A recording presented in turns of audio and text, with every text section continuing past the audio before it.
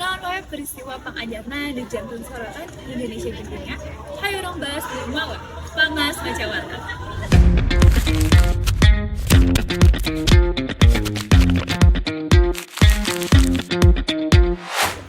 Sampurasun dia balas seiring seping di Mawa, Pamas Macawarta. Dibarengan ku sungguh pesta anu barisna ping Mawa hari ieu.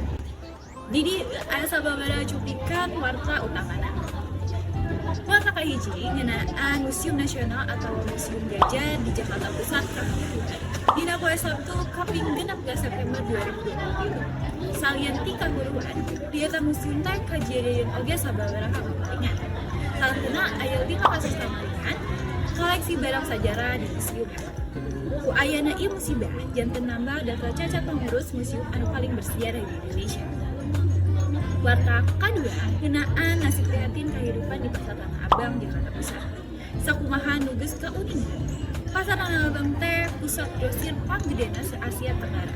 Tur kasohor tiba heula sok rame ku sewa jeung ku nu meulina. Panjakal kiwarina janten diisen. Malah para pedagang nganggap Pasar Tanah Abang teh geus jiga pasar mati.